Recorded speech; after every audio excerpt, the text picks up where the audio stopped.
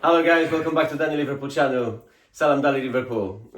Triple mix today. So their grand actor, Satya Ponde, Danny Liverpool channel. Have I said that already? Yes, I did. Today we're gonna travel to Malaysia. Because why not? We've been in Indonesia for a long time now, so I would like to take a look on the neighbors. Next door, yeah. Exactly. Time to knock to the next door and see what's going on out there. I'm really curious to learn a little bit more about Malaysia as well, because I heard that all these two countries have a lot in common. Malaysia, Indonesia, yeah. And a lot that divide them. Exactly. Food, rentang, constant battle. Shut up. Right, shall we dive in? Yeah. Okay. Well, here we go. Ever since I made the Indonesia episode, you have no idea how many Malaysians were like, okay, now that you did our cousins episode, do not mess with ours. oh, don't worry, Malaysia. And here to reassure you, I made you some nasi goreng.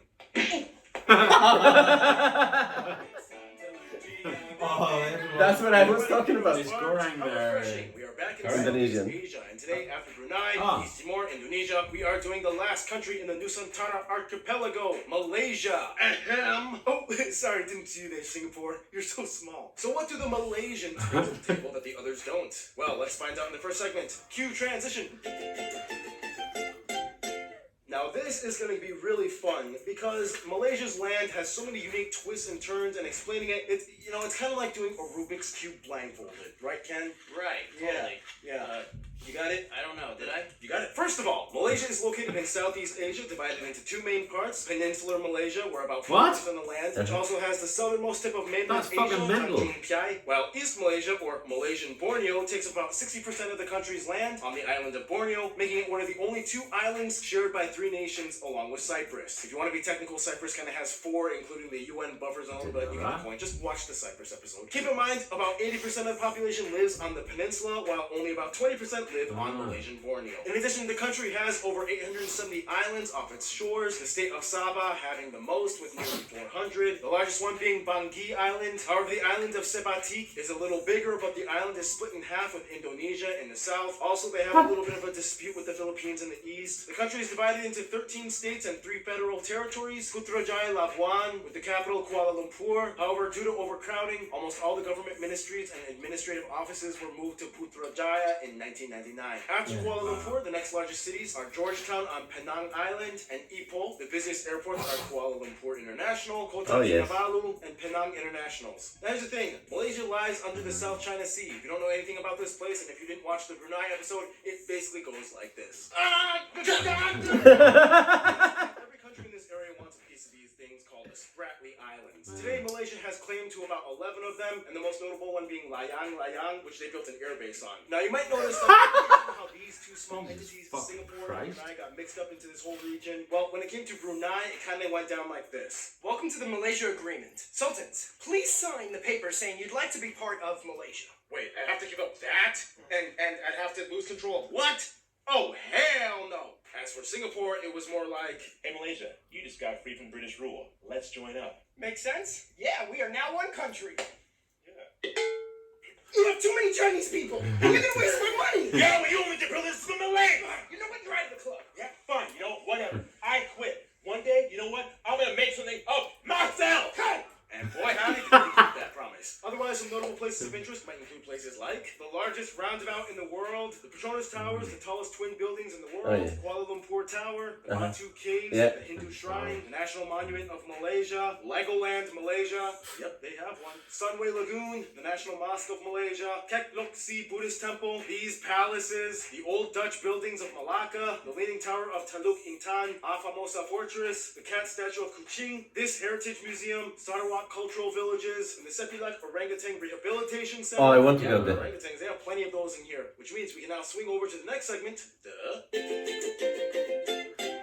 When it comes to Malaysia's land, they got kind of lucky because not only is it like rich and beautiful, but unlike their neighbors, you don't really have to deal with any crazy catastrophes. First of all, Malaysia rests comfortably on the bottom of the Eurasian plate, literally shielded on all sides, mostly by Indonesia and the Philippines. This means that if any earthquakes occur, Indonesia usually absorbs all of it. If cyclones and tropical storms attack, the Philippines and Indonesia take the hit. And if a volcano erupts, they don't have to worry because they don't really have any volcanoes, and it's probably happening in Indonesia. Thanks, Indonesia. Now, when it comes to nature, even though the largest lake, the Kinder Reservoir, lies on the West Peninsular Malaysia side, the Eastern Malaysia Borneo side has all the extremes. They have the highest mountain, Mount Kinabalu, the longest river, the Rajang, and a lot more animals. In fact, Malaysia is thinking one of the that, most where humans biodiverse are countries in the not. world. They have 14,500 species of flowering animals plants and will be- trees, over 600 bird Wow. species, over 200 species of mammals. Speaking of which, Peninsular That's Malaysia why no is humans the are on most that black fucking panthers end of the in island. world. Insert Wakanda joke, I love time. Exactly. Speaking of that, the national Oh. animal is the Malaysian Tiger, which is also featured on the coat of arms, which we will cover in Flag Friday. Stay tuned. Otherwise, they have elephants, rhinos, orangutans, and they even have their own version of tapirs like the ones in South America. Wow. And that creepy-looking proboscis monkey. Many of these species you can find in one of the oldest rainforests in the world, over 3 times older than the Amazon, Taman Negara. I'd love Malaysia to go is also there. a land of caves. In fact, they have the largest chamber in the world that can be found in Sarawak. Otherwise, Malaysia is known for producing electronics, palm oil, petroleum, gas, and rubber. They're actually the second largest palm oil producer in the world and the largest condom maker, just saying. They even have their own national car company, Proton, making Malaysia the 11th country in the world with the capability to fully design and engineer and manufacture cars. Otherwise, some national dishes might include things like nasi kandar, nasi dadang, nasi kerabu, chicken percik, mangosteen and durian are treasured fruits, and the national dish, nasi lemak. Oh, and if you have the chance, see if you can witness the famous tarik tea shows. The servers pour out tea, sometimes over a meter in length. It's almost seen as like an art form. Okay, I think that's just about it for now in this segment. Let's talk about the coolest part of Malaysia, the Malaysians. I like it. Just for the record, the word Malay refers to the races that make up Malaysia. Malayan is the geographic term for peoples of West Malaysia on the peninsula and not part of Borneo, and Malaysian is the nationality and citizenship. So a Malay person in Singapore is Malay, but not Malaysian. And a citizen of Indian descent living in Kuala Lumpur would be a Malaysian and Malayan, but not Malay. Got it? Probably not. First of all, there's about 32 million people and is one of the fastest growing nations in Asia. The country is made up of 67% Malay or Bumiputra indigenous Malay peoples. We'll talk more about that in a bit. About a quarter of the population is Chinese, about 7% are Indians, and the rest are other groups mixed in. Guy I used to work including with a few was other Asian Chinese. groups and Ah. Europeans. They use the Malaysian ringgit as their currency, they use the type G and M plug outlets, and they drive on the left side of the road. Now, here's the thing. Let's talk politics. No, we're not getting into an ideological debate. We're just going to explain the system in which Malaysia's government operates. Proceed. Malaysia is one of the few monarchies in the world. However, it's not a monarchy in the conventional sense because they kind of have 9 kings-ish. These 9 states each have a royal leader known as a sultan, and every 5 years they rotate to allow one of the 9 sultans to rule as head king, known as the Yang Di Pertuan Agong. That means that technically, if you were a boy and your dad just finished being king for his 5-year term, you could be the next one, but you would have to wait at least 40 years for it to happen. You know, since 8 other kings would have to be king before you. Yeah, I know, it's like, oh, what the? There's a lot more that goes into it, but that's kind of like the basic underline. They are the only country that does this. I mean, the closest thing would be maybe the Comoros with that rotating president thing, but it's nowhere near as complex as this. Nonetheless, the royals are held under a constitution that limits their power mostly to cultural and religious affairs, as well as appointing certain leaders and so on. Most of the government activity is held and controlled by the prime minister and the parliament. Which brings us to the most recent controversy, the 2018 election. This effectively changed everything, as for the first time since 1957, the BN party was voted out and the new PKR party took over. And it was actually a peaceful transition. We really don't have a lot of time to talk about it, but it's really interesting to look into and talk to a Malaysian person if you want to know more about it. It was like a huge deal for the country. Anyway, the country has 2 official recognized languages, Malay and English. They were once a British territory, so it kind of makes sense. It's taught from elementary school. Malay is basically intelligible to Indonesian. Both countries can generally understand each other. I explained this a bit in the Indonesia episode. For Malay, the words are easy to read, but the problem is the intonation. For example, the word for slowly, I believe, is perlahan, not perlahan. It's like you just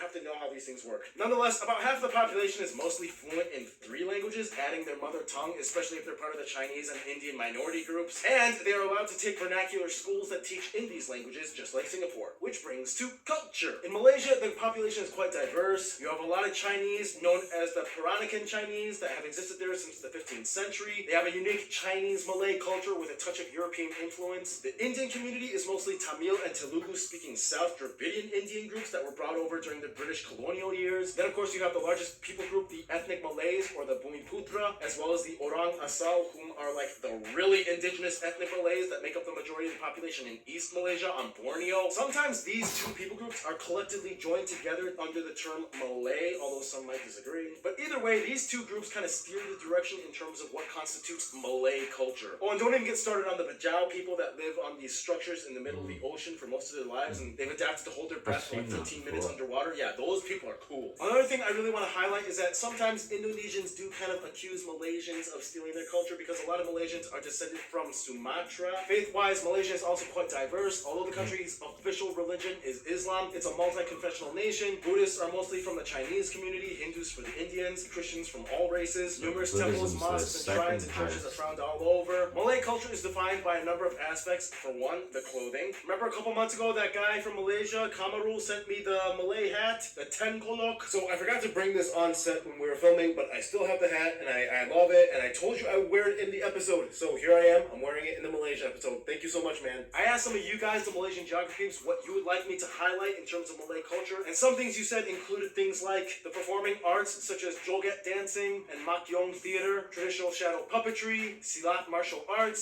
songket weaving, the traditional steep roof and Malaysia has silat arts as well. gamelan I music. think it's down to Speaking of which, Indonesia. History time. We don't have enough time to go too far into it, but in the quickest way I can put it, Hindu kingdoms, Buddhist kingdoms, Islamic Sultanate, Portuguese came in, Dutch came in, British came in and made the White Raja period, which made things interesting. World War II, Japanese came in, British came in again, independence. Okay, very quickly just to cut, this is the part where I totally forgot to mention all the cool stuff that happened in the 60s. It's how they got those two states in Borneo. We'll explain more on Fan Friday, so stay tuned. Economic restructuring and industry boom, 2018 vote for the new prime minister, and here we are today. Alright, some notable people that you guys, the Malaysian geography, suggested that I should mention in this video might include people like Siti Nurhaliza, Lat, the cartoonist, Sheikh Muzaffar Shukor, P. Ramli, Ziavi, Hang Tua, Enrique of Malacca, Michelle Yeoh, Tony Michelle Fernandez, Yeoh's Airbnb from there, I didn't owner, know that. designer Jimmy Choo, Melinda Louie, Jimmy singer Choo. Yuna, director James Wan, James Dr. Wan, Mahathir not a Mohamad, great director. Koh An David, Saw Lee Chong Wei, movies. Henry Golding, and the first prime minister, Tunku Abdul Rahman. I'm sure there's way more famous people I could have mentioned, but we gotta move on. Time to go to the last part of this episode,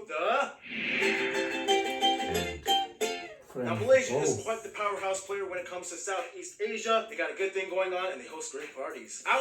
Outside of Asia, the EU has good relations, making Malaysia one of the top 3 trading partners of Southeast Asia, and specifically Austria loves exchanging electronics and pharmaceuticals with them. Of course, the UK is still pretty close. As a former colony, much of the cultural residue is still evident to this day. They are one of the Commonwealth of Nations. Many Malaysians live in the UK, and most of the white population in Malaysia are of British descent. As a member of the Association of Southeast Asian Nations, of course, they have close ties to their neighbors. Cambodians love Malaysia and visit often, whereas Malaysia is one of the closest and biggest investors of Cambodia. Thailand has a few issues since there are those Malay Patani separatists in the south that keep protesting, whereas the Philippines is like, we're really similar ethnically, but you're mostly Muslim and I'm mostly Catholic, but whatever, we both like coffee and fried chicken. When it comes to their best friends, however, most Malaysians I've talked to have said Indonesia and Singapore. Singapore may have left the Malaysian Union, but they still kept close ties as a sovereign state. They are quite cooperative in business and even culturally, they are very similar, with noticeable Chinese and Indian minority enclaves. Indonesia is like the big brother that has a very different political system, but in the end, they cannot deny how alike they are. The biggest difference would be that most Indonesians have a Javanese background, whereas the Malaysians are just Malay, mostly Sumatran, but they talk the same, they eat the same, they enjoy the same hot, humid atmosphere, and they have close relations altogether. In conclusion, with sultans, kings, tigers, panthers, temples, shrines, mosques, and really cool hats, it's no wonder why Malaysia is becoming a hot spot that everyone's talking about today. Stay tuned, the Maldives is coming up next.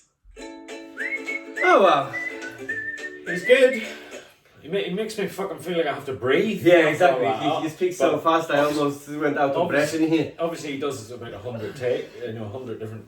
100 miles per hour. I love the way you're doing it. Yeah, it was fantastic to It's see it, you know. entertaining and then it's cool doing it. Yeah, but we're talking about Malaysia. Doesn't matter. So yeah, what do you guys think? It's educational and it's. I really enjoyed it, entertaining, yeah. as Yeah, well, it's a lot of things. I think I've learned much more from this video than Yeah. I've learned in actually being in Malaysia. you see, these days when we're all, so busy and we've all got so much to do and stuff, Yeah. instead of sitting down and reading a book on Malaysia or scouring the internet, Yeah. you get a bite-size chunk of information there. Yeah. In Of the most important in thing 10 that you need minutes. to know, right? Exactly. Like that. Yeah. So I wish I would have that channel when I was back in school. I feel like I know a lot. I feel like I know a lot about, not a lot, but I could speak to someone and hold a conversation with someone about Malaysia now after watching that. Yeah, I didn't know, for example, that the country's split in two, which is Oh yeah, that's true. I didn't know that. mad. I didn't know I that. didn't know that. I didn't know one that. in Borneo, one in the... No, I didn't know that. I thought that Malaysia is only on one island. Yeah, so Alright. obviously I didn't know. the south, or the one where there's only 10% of people that live there, that's obviously 20%. their 20%. That's their their national park almost. That side of the country is going to be beautiful, forests, animals, all that. Maybe indigenous people, whatever you call them. But when I Yeah, watched Borneo is the pretty ones wild more actually. when I watch a natural. documentary like National Geographic, I feel sorry because a lot of the businessmen build a factory like Yeah. palm Palm trees. oil. Where in Malaysia, you mean? That's why palm oil is a When very you- controversial thing, because when they said that they're one of the biggest exports, they're clearing the forests. Yeah. Yeah. That's why palm oil. When you fly to Malaysia, when you're above the country and the plane descends, you can clearly see you're landing in Malaysia because entire land is covered Miles. in miles of palm trees, but not like a wild forest that you can see when you land in Indonesia. This is organized rows of trees all over. In Indonesia also the same. It's I don't like- see that when I land Yeah, in the... because you land in Jakarta, there is no Not Jakarta. problem. Or even in Padang because not closer. But if you go I've been in somewhere like else, 6 different airports in Indonesia. I've never seen that from above. yeah, Indonesia is about hundreds airport. Then like, Yeah, I know. I've been on 6. so what you're talking about? Same. If you But go, I cannot see it. if you're going to Maybe like, because of the route. like Riau, Jambi, and place like that, palm oil is the same palm trees. What? Okay, it's protect the planet because it's green, innit? Not really. They were showing that the production of the oxygen from that trees is nowhere near to what No, the what I'm natural talking- forest would do. I'm talking about the trees. The trees just make the planets green. Yeah, It yeah. just have. However, it's destroy the other creature, the animals. You can't grow because the trees, human and animal, three, Connected. They're connected. Yeah. So without the animal bring that trees to to the ground, whatever it is. We're fucked. fucked, yeah. Hell, We're we fucked still. basically. Yeah. And when you take the trees away for a start, it's poisoning us slowly anyway, Yeah. because there's less oxygen. Yeah, and the trees is it's true. But the palm trees, the ones that they're using for the plantations, that's what I'm trying to say, is they do not produce the amount of the oxygen that As the the normal original, tropical forest yeah. would. Oh yeah, that's true. So, in fact, getting rid of a whole rainforest in there just to put that bloody trees in there, it's killing the It's planet the same in ultimately. South America as well. You know what's happening there. Yeah. At a huge rate. And Have you seen that Judi Dench have a documentary about yeah. Yeah. Is that where she went? Yes. She went to the one. I know she went to the jungle, but I didn't know where. That- Yeah, That she girl was was in there. Malaysia? She was in Ah. Malaysia. the one in Borneo, and then She went up the tree and all, didn't she? or Yeah, something? Yeah. Yeah. And then Amazing. she said that. I didn't know Sorry. that Malaysia and Indonesia and Singapore are so tightly connected in certain things. I didn't know Singapore was You know. connected to Well- Malaysia. Oh yeah, they are. You can cross to the road All right. from one place to another. The only difference because a lot of Chinese in three countries.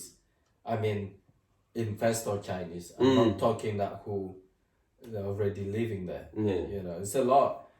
I don't know how to say, but people in Malaysia, Indonesia, and Singapore, that three can be apart from each other because we are similar.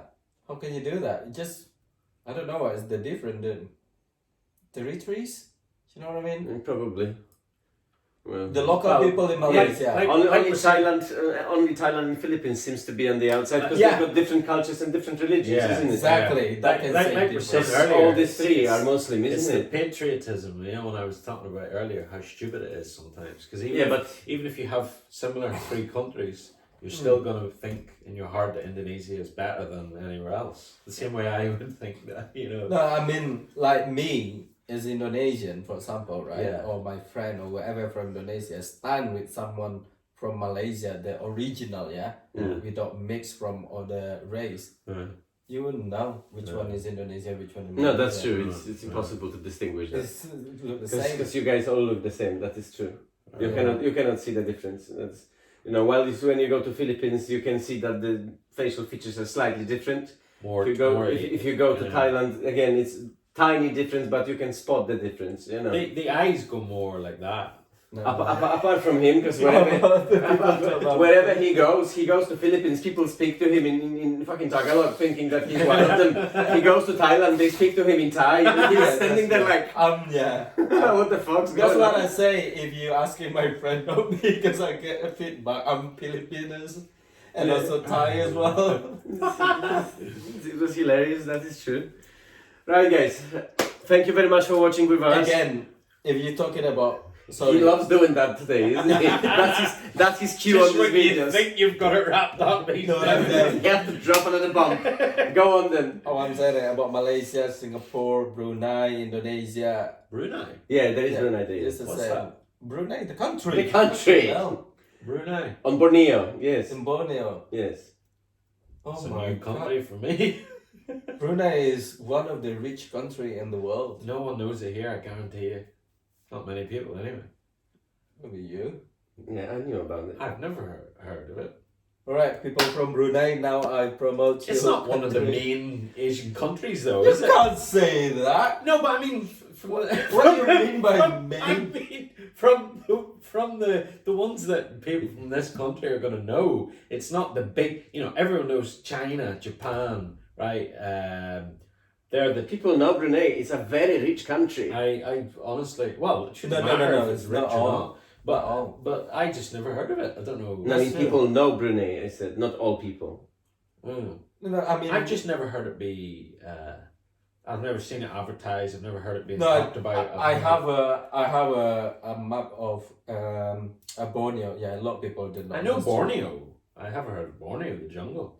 Yeah, because it's small country, small population. On the Borneo Island. I mean, But like we discovered earlier, my geography is not so. No, you're not alone. A lot of people didn't know Brunei, Yeah. that's true. But now people know now. I hope so. What I'm saying about Malaysia, Brunei, Indonesia, and Singapore, why a lot of us look similar, blah blah. Go to the history. So much to tell them if you want to know. Read the story. Yeah. So many things. Honestly, before colonial, Yeah, we're done now? yes. Yes, thank God, thank you. Because that video is half an hour long. Thank you guys for watching. Hope you enjoyed our little talk show here with Satya dominating the background. Because I want to explain more to you, but you stopping me then. Because we are on time, I would like to point out. So, yeah, we will continue the discussion in the next video. See you guys later. Thank you very much. Like, subscribe, comment. It's been Triple Mix. Been a pleasure to have you on board. Take care. Spread the love.